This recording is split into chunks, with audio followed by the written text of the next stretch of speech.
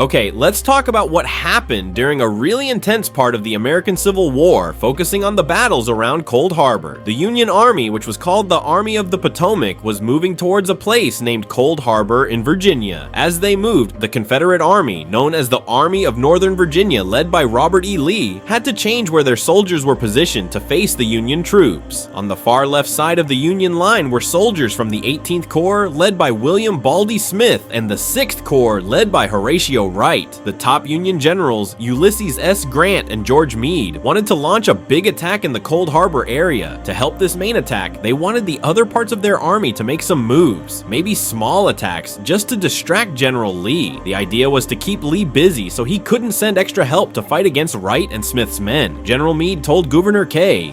Warren, who was in charge of the 5th Corps, to make a show of force in front of his position, but Warren wasn't willing to do it. So Meade turned to Winfield Scott Hancock and his 2nd Corps and ordered them to push forward against the Confederate lookout soldiers, called pickets. The big attack plan for Wright's and Smith's troops was set for 6 p.m. on June 1st. General Meade put Wright in charge of this attack, even though Smith actually had a higher rank. Wright also didn't have much experience leading such a large operation. The plan involved using 4 large groups of infantry soldiers, called divisions, to attack the side or flank of the Confederate line. This meant about 20,000 Union soldiers wearing their blue coats would be attacking. The Confederates facing them numbered around 10,000, but they had an advantage because they were defending behind protective walls made of earth and logs, called breastworks. Just before the attack started, a Confederate general named Robert Hoke worried about the safety of his right side, so he moved one of his units, Hagood's brigade, from his left side over to his right. This turned out to be a smart move because Wright's 6th Corps soldiers actually extended further than Hoke's original line, meaning they overlapped his flank. However, Hoke didn't tell his bosses about moving Hagood's brigade. This created a dangerous gap in the Confederate line between Hoke's division and the next one over, Kershaw's division. Instead of attacking all together in one big wave, the Union units went in one after another, which is sometimes called piecemeal. First went the division led by David Russell, part of a brigade from New Jersey, led by William Penrose, started the assault. These men from New Jersey were hit hard by gunfire from rifles and cannons firing canister, like giant shotgun shells. They advanced but couldn't handle the intense fire for long and had to fall back. Penrose didn't give up. He gathered 2 more regiments and sent them into the fight. They marched into what felt like a den of death and got stuck, pinned down by enemy fire about 50 yards away from the Confederate defenses.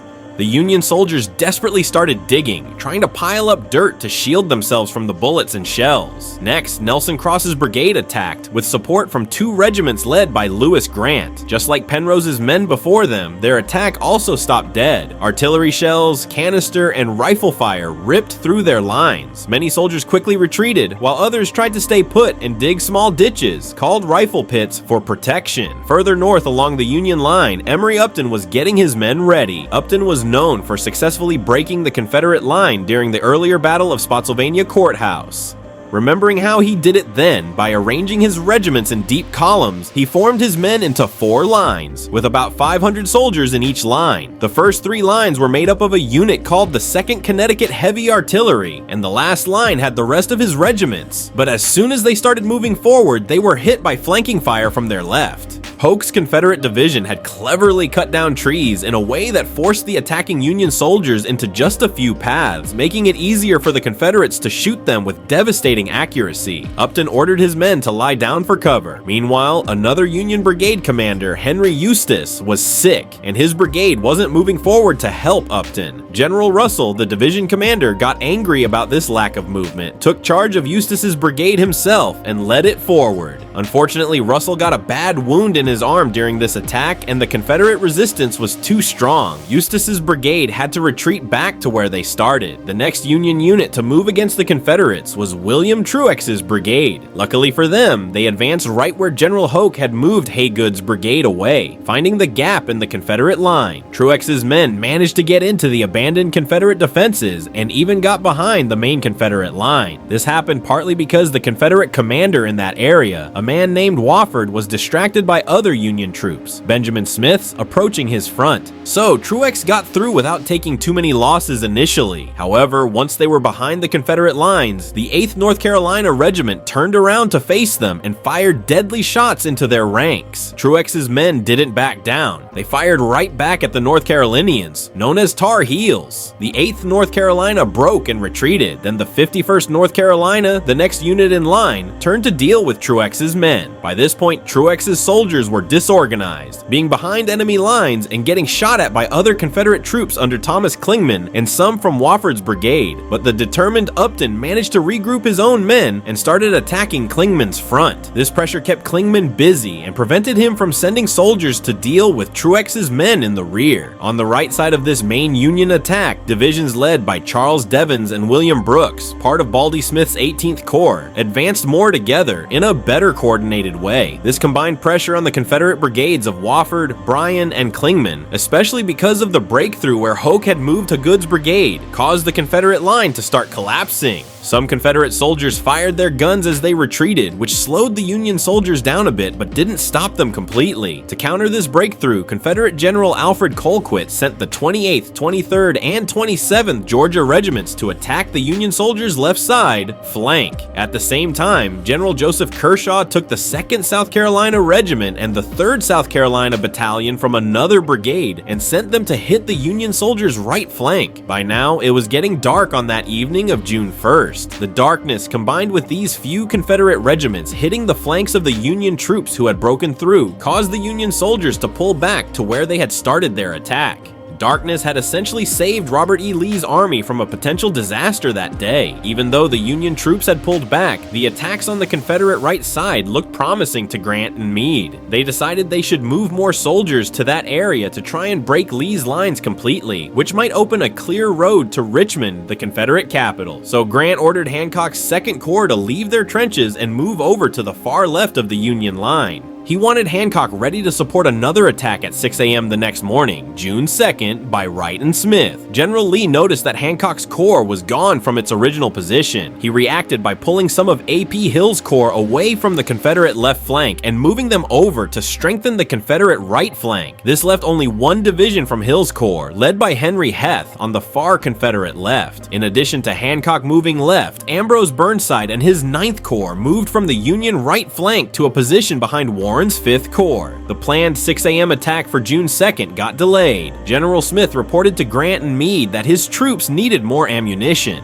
So the attack was rescheduled for 5 p.m. on June 2nd. However, it would end up being delayed again, pushed back to the morning of June 3rd. While the Union Army was busy shifting its troops around, General Lee saw a chance to strike. He noticed that when Burnside moved his corps, the Union right flank might be vulnerable, especially since not all of Burnside's soldiers had left yet. Lee wanted one of his commanders, Jubal Early, to attack the Union right flank and cause as much damage as possible. Early's troops headed towards the area around Bethesda Church, where Union divisions led by Thomas Crittenden and Charles Griffin were located. Robert Rhodes's Confederate division attacked first. They hit Union brigades that were holding a position on the Shady Grove Road. The two Union brigades tried to hold their ground. But then, for some reason nobody really knows, a Union brigade under Joseph Schweitzer advanced towards Rhodes's division. Schweitzer's men were badly outnumbered, and the Confederate rifle fire tore their line apart, forcing them and another commander, Elisha Marshall, to retreat back towards the church. Around the same time, Rhodes was pushing Schweitzer and Marshall back. Henry Heth's Confederate division was also advancing. It was getting late in the evening, and strong resistance from Simon Griffin's Union brigade managed to stop Heth's attack for the time being. To the west, John B. Gordon's Confederate division managed to overlap two brigades from Charles Griffin's Union division. Even though darkness was falling, Gordon pushed his men forward, and they sent Griffin's soldiers running back towards Bethesda Church. Fortunately for the Union side, they had artillery positioned near the church and a nearby house called the Tinsley House, and the cannons helped stop the Confederate advance. One Union soldier later wrote that the whole fight was miserably mismanaged. Seeing Grant move Hancock's corps, Robert E. Lee moved most of AP.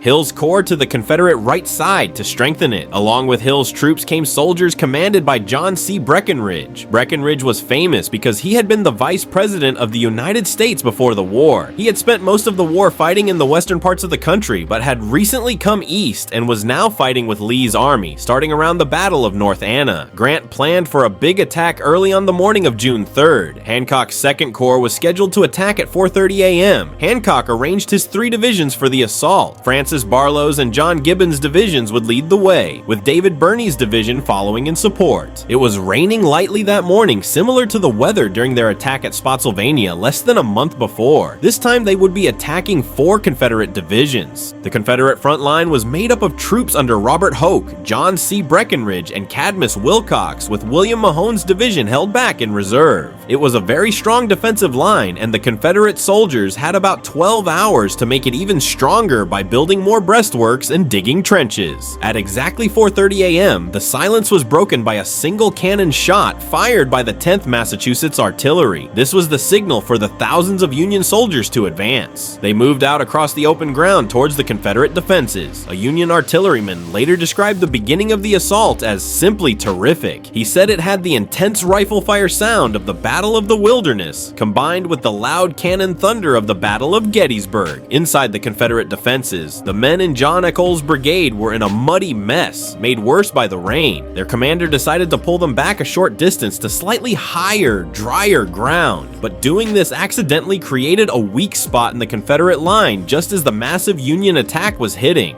Soldiers from the 7th New York Heavy Artillery, who were now fighting as regular infantry, saw this opportunity and pushed forward, forcing Echols' brigade back. The rest of their brigade under John Brooks was supposed to follow, but the intense Confederate rifle fire forced many of them to lie down in a ditch for cover. However, the 5th New Hampshire Regiment kept going. They pushed into the opening created by Echols' retreat and turned or wheeled into the gap. Once they were inside the Confederate works, the Confederate soldiers on both sides of the gap started firing into their flanks, causing great confusion and heavy losses. William Mahone's Confederate division was waiting in reserve. When the breakthrough happened, Mahone quickly sent Joseph Finnegan's brigade, made up of Floridians, and the 2nd Maryland Battalion from Breckinridge's division straight into the gap to stop the Union advance. The soldiers from New York and New Hampshire realized they couldn't hold the position alone without help, so they had no choice but to retreat back out of the Confederate trenches. A soldier from New Hampshire remembered finding out the enemy had a second line of defenses behind the first. He thought his losses had been light so far, so he moved up to attack the second line. But then he realized that the other regiments in his brigade hadn't captured the first line, and another brigade that attacked nearby had been forced back. His regiment, the 5th New Hampshire, was now trapped between the enemy lines with no support on either side. Seeing no help coming, he gave the order to withdraw. After the 7th New York Heavy Artillery was pushed back, John Gibbon's Union division started to move forward. Their attack was delayed by about 15 minutes because one of Gibbon's brigade commanders, Joshua Owen, who was known for causing trouble, couldn't be found. He and his entire brigade were apparently still asleep. Those 15 minutes were critical time lost for the Union troops attacking to their left. A major mistake was that the ground Gibbon's men had to cross hadn't been checked out beforehand or reconnoitered. In fact, none of the ground in front of Hancock's entire corps had been properly scouted. This was a serious error and a failure on Hancock's part as commander. Also, some soldiers from David Russell's division, part of the 6th Corps, were lying down in the path of Gibbon's advance, causing more disruption. As Gibbon's first 2 brigades moved closer to the Confederate line, the 8th New York Heavy Artillery approached the Confederate position and was met with incredibly destructive volleys of rifle fire from Hoke's troops. One soldier watching nearby in Penrose's brigade remembered seeing these New York soldiers in brand new uniforms, even wearing their backpacks as they went into battle. He called it the most sickening sight of the war. Seeing this slaughter happening to the heavy artillery unit, the commanders of the brigades that were supposed to support them, Penrose and Cross, decided to stay put and dig trenches instead of advancing. The surviving men of the 8th New York hugged the ground and also started digging in, unable to move forward or backward for the next 16 hours. Another brigade in Gibbon's division, Smith's brigade, didn't do any better as soon as the intense rifle fire started tearing through their ranks. They also hit the dirt and began digging trenches, piling up any dirt they could find to hide behind. The last 2 brigades of Gibbon's division, under Joshua Owen, once he was awake, and Henry McKean were ordered forward. They advanced a little way, but the artillery and rifle fire was just too devastating, so they also stopped and started digging in. Hancock's men had bravely charged across open fields towards the Confederate defenses, only to be met with terrible destruction. To the north of Hancock, Horatio Wright's 6th Corps was supposed to attack at about the same time. Some parts of his brigades and divisions did move forward, but the Confederate artillery and rifle fire quickly became too much for them.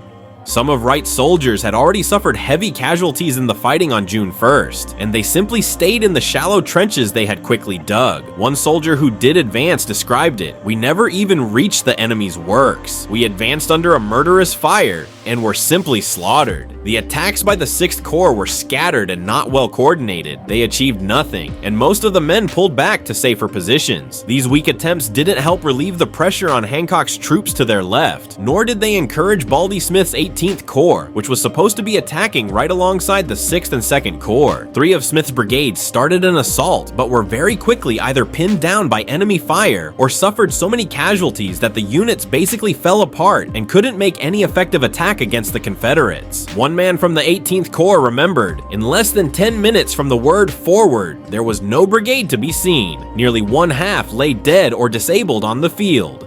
Another brigade, led by Guy Henry, attacked as the others were falling back. But once Henry saw how bad the situation was, his attack also stopped. His men either ran back to their starting lines or lay flat on the ground, desperately looking for any cover. By about 7 a.m. on June 3rd, word reached General Meade that all the attacks had failed, and his soldiers were digging trenches instead of advancing. Meade asked General Grant for advice. Grant replied, telling Meade that as soon as it was clear an attack couldn't succeed, he should stop it. But if any part of the attack did succeed, he should push it hard, sending in more troops from wherever they could be found to exploit the success. On the far north end of the Union line, Burnside's 9th Corps launched a small attack of its own. However, this attack quickly lost steam and failed because the Confederate defensive line in front of them looked too strong to break. Back where Hancock's men were dug in close to the Confederate lines, the Confederate soldiers from Finnegan's Floridians and James Martin's North Carolinians felt uncomfortable having the enemy so near. They decided to launch a counterattack on the evening of June 3rd to try and push the Union soldiers back. As the Confederate brigades advanced, they were hit by heavy fire from the Union soldiers, who were determined not to give up the ground they had gained. The Confederate counterattack failed, and the rebels quickly fell back to their own trenches. After the disastrous assaults of June 3rd, General Meade asked his top commanders, the Corps commanders, if they thought another offensive attack was possible. Hancock replied, saying he was against trying another assault. He explained that his men had been constantly fighting and lying in trenches for 3 days straight and were too tired. He feared they didn't have the energy or dash needed to break through what were now even stronger Confederate defenses. He also pointed out that they had lost many of the officers who usually led them in battle. Although there would be other small attacks in the following days, there were no more large-scale assaults like the one on June 3rd. The Battle of Cold Harbor itself was essentially over. The cost was incredibly high, especially for the Union Army. In the fighting around Cold Harbor, mainly June 1st to June 3rd, but including actions up to June 12th, the Union lost a total of 12,737 soldiers. This included 1,844 killed, 9,077 wounded, and 1,816 missing or captured. The Confederacy lost 4,595 soldiers, 83 killed, 3,380 wounded, and 1,132 missing or captured. A Union surgeon summed up the relentless fighting of this period, known as the Overland Campaign, by saying, "It has been fight, fight, fight every day. There is a fight, and every day the hospital is again filled." The larger Overland Campaign, which started in early May, wasn't quite over yet. 2 more significant cavalry battles would take place: the Battle of Trevilian Station and the Battle of St. Mary's Church. At Trevilian Station, the Union cavalry under Philip Sheridan managed to destroy some railroad track vital to the Confederates. But the Confederate cavalry under Wade Hampton fought hard, inflicted more casualties on Sheridan's men, and stopped the raid. At St. Mary's Church, Confederate cavalry outnumbered the Union cavalry guarding a supply wagon train, but they weren't able to destroy the crucial supplies. With the end of these cavalry battles, the Overland Campaign finally came to a close. Throughout the campaign, from the Battle of the Wilderness, through Spotsylvania Courthouse, North Anna River, and finally Cold Harbor, General Lee had managed to counter every major move Grant made. However, unlike previous Union commanders who had retreated after facing Lee, Grant kept pushing his army forward, maneuvering closer and closer to the Confederate capital, Richmond. By the time they reached Cold Harbor, the Union Army was very close to Richmond. Both armies suffered enormous casualties during this intense period of fighting. Bodies were left scattered across the Virginia landscape. The exact numbers vary depending on which historian you ask, but one estimate suggests that during the entire Overland Campaign, roughly early May to mid-June 1864, Grant's Union Army lost around 55,000 men, which was about 45% of his army's strength. Lee's Confederate Army lost about 33,000 men, which was roughly 50% of his army's strength. In total, nearly 90,000 soldiers became casualties of war in just over a month. This incredibly bloody campaign showed two main things. First, it highlighted Robert E. Lee's great skill as a general, able to effectively fight and counter a larger and better equipped army. Second, it demonstrated Ulysses S. Grant's determination and willingness to keep fighting and push Lee's army to its absolute limit, even at a terrible cost in human lives. Before Grant took command, other Union generals had seemed too afraid to aggressively take on Lee. Through this brutal campaign, Grant learned that Lee was a much tougher opponent than the Confederate commanders he had faced earlier in the war out west. After the horrific losses at Cold Harbor, Grant changed his strategy. In the next phase of his plan, the Army of the Potomac would secretly cross the wide James River, bypass the strong defenses directly around Richmond, and instead strike at the city of Petersburg, a vital railroad hub south of Richmond. This move would lead to the long siege of Petersburg, which would eventually lead to the fall of both Petersburg and Richmond almost a year later.